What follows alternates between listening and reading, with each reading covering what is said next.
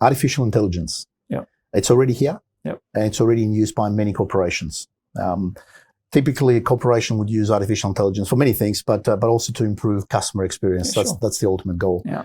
Are you able to share with us your thoughts about any AI-related use cases that we could see in future that might benefit us? Yeah, well, I think AI is already, as you said, is in place. Like people say AI in a broad context, but it's at the moment it's really machine learning. We're starting to move a bit into AI now. But a typical example is I went and had my skin cancer check as a routine thing, as most Australians should do with the beautiful son we got. But when they did a check, because I thought I had 3 moles on my back, and I've had them for ages. But when they did the check, they actually took a photo of my back. And then the photo, with a little bit of machine learning, could say, actually, you've actually got 27 moles. But some of them are that big type thing that you didn't. But that's something that the machine learning picks up.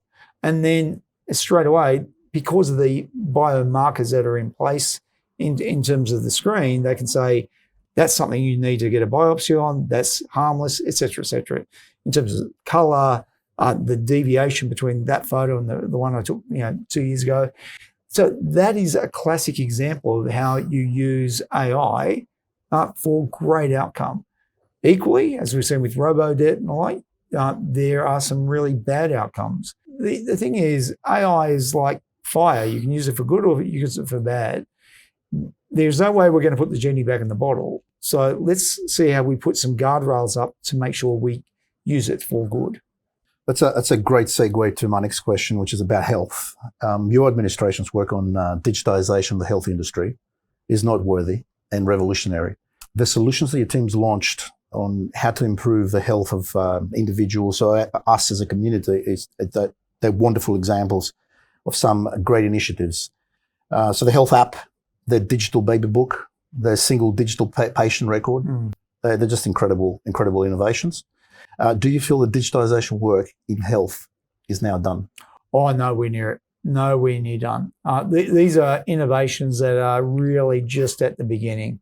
I think health, for me, health has always been the final frontier. As I said, there's 2 big levers for humanity, health and education.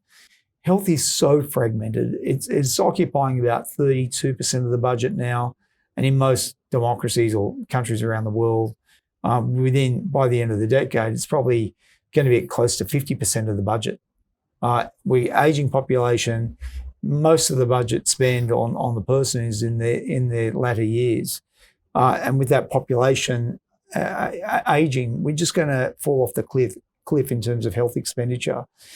So the only way that we're going to rein that in is to make sure, rather than treating people like cattle in a big cohort, we be hyper-personalised so that we talk about preventative care rather than acute care.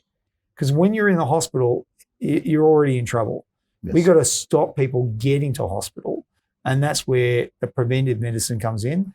And that's where the data and understanding your body, you understanding your body even better. So we're really only starting that journey in many ways. We've all got wearables, we've got hearables now. When you put the buds in your ear, they're not just pumping out audio, that's also getting information about you in terms of body temperature, what you can hear, et cetera. Contact lenses within 10, 15 years, they'll be seeables, as we move into an augmented world.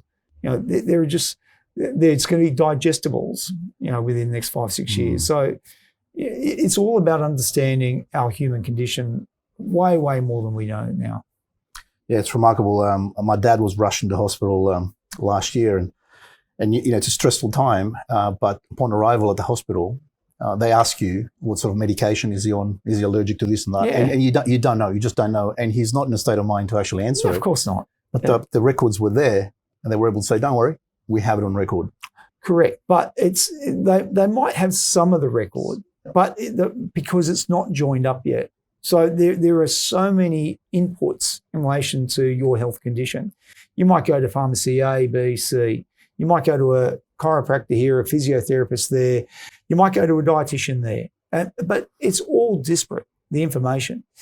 You might be wearing a bracelet that tracks your sleeping.